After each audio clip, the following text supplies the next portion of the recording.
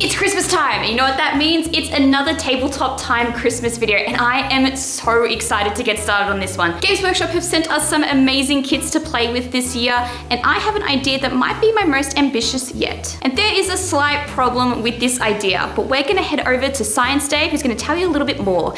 It's Tabletop Time. Here at Tabletop Time, we have done years of research making YouTube videos, and we have found the following trends. Orc video perform very poorly. Christmas videos also perform very poorly. So our hypothesis is by creating a video so tangentially related to Christmas and orcs and the content we usually make that none of these three audiences watch it, capturing 0 viewers.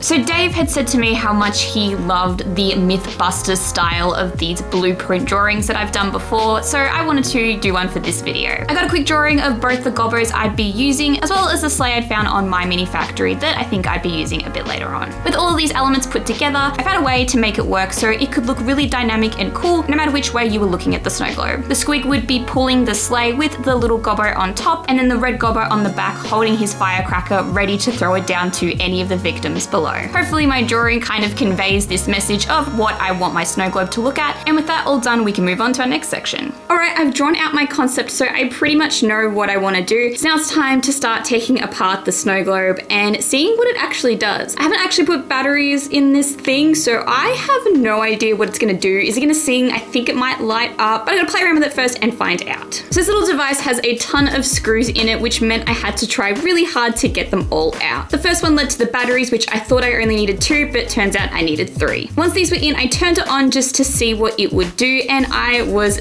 shocked at the results. Whoa! What the hell? It sings! Santa's in the bottom of a submarine. Send help.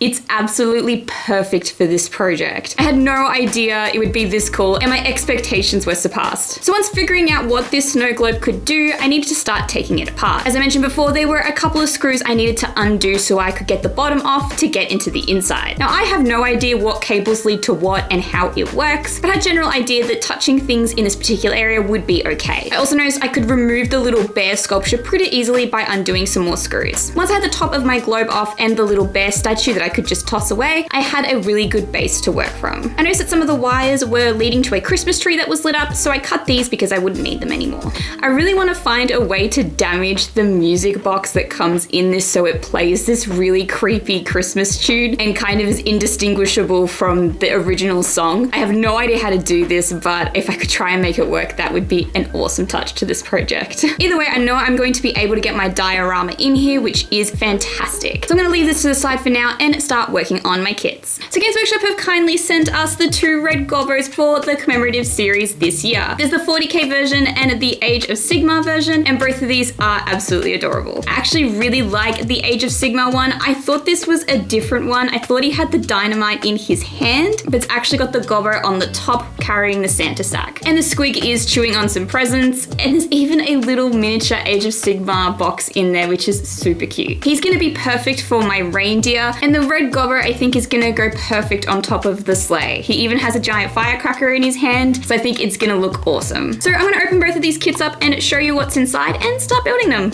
Let's do it. Something I did notice when it came to building these kits was that the red gobbo's packaging came in a little black storage container, while the Grotma skits just came as a sprue in a box. It's interesting they decided to make these 2 different choices when it came to these kits, as I really do like the secureness of the black tray when it comes to these smaller kits. Either way, they both also came with instruction pamphlets as usual. These were a breeze to cut out and glue together. I was also really thankful that in the red gobbo's case, he actually goes on top of the chimney once he's fully built, so I just opted not to build this part in my display.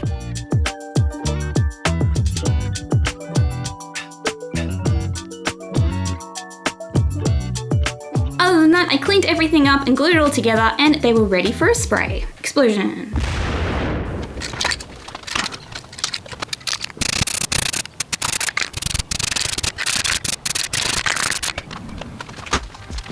So when it came to choosing the sleigh I wanted to use for my diorama, there weren't a whole lot of options. However, I found this one from Role Playing and Miniatures on my mini factory, and I thought it would be absolutely perfect. So So I've gone ahead and 3D printed my sleigh thanks to the help of Dave. Now it's time to grab it out of the curer and see if it's printed correctly. So here it is, my tiny little sleigh. Wow, this is so cool. I think this might be the perfect size. I think it's probably a little bit smaller than the squig, but I think it's the perfect size for the gobbos.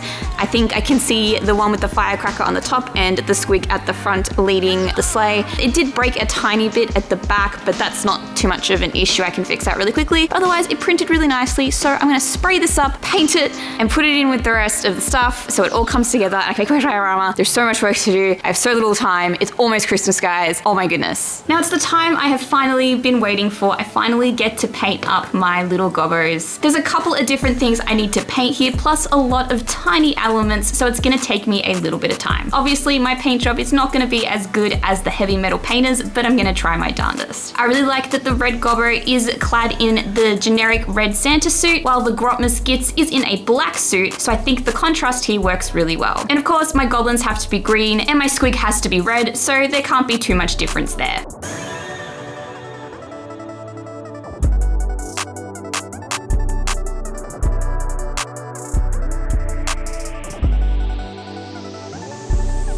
After base painting everything up, I went ahead and added some shadows in a darker color and then line highlighted my way up all around the model. I made sure to grab a lot of those intricate details, such as the baubles and the presents in the squig's mouth. There's all these little nods to Christmas and just to how chaotic the goblins can be. I should also mention here how expensive both of these kits are. For small miniatures, both of these kits are luxury items, both retailing in Australia for $70 each, which is a pretty steep price to pay for these miniatures. So I really hope that I've been able to make something that can show off the uniqueness of these minis and use them in a really thoughtful way.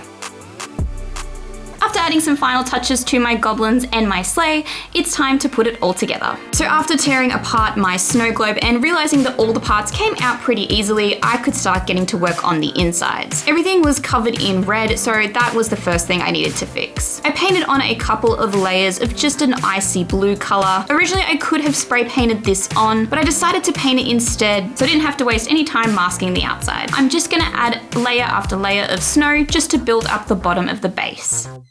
Okay, so it's the end of Friday and my project is kind of finished, but it's nowhere near done. This means I'm gonna have to take some of it home, which is totally fine by me because this is something I'm really passionate about and I really want to put in a whole lot of effort to make it look really good. So that means the next couple of scenes you're gonna see are not in tabletop time, they're gonna be on my hobby table. So enjoy a little montage of me finishing up my little snow globe. I went down to my local Bunnings and grabbed some thin balsa wood that I cut up into strips and painted these up with a red contrast paint.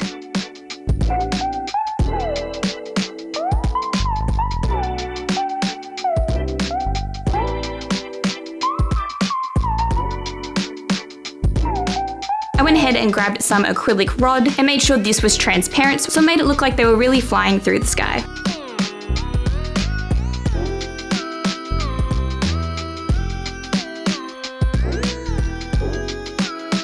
I decided to experiment with a little bit of cotton wool to give it that really fluffy snowness feel, and with a few extra touches, I think this base is pretty much done.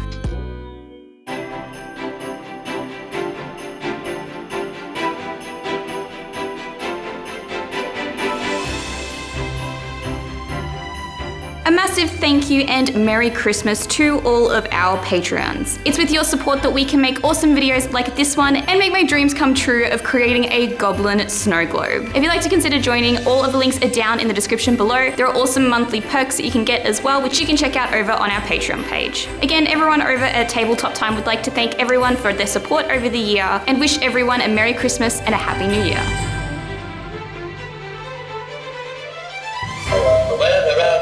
You can't play that, it's copyright music. Oh yeah, no, oh god. It's copyrighted music. We hope the three of you that have watched this video have enjoyed it. And we hope to see you guys again next year. Thank you all so much for watching all of our videos over the year, and thank you for supporting us. It really means a lot, and we're having so much fun on Tabletop Time, and let's do it again next year. And for those waiting, don't worry, we will be returning in 2024 with more of the epic board. But Jen insisted on tanking the channel. Bye everyone. She didn't tank the channel, it's great, it's great.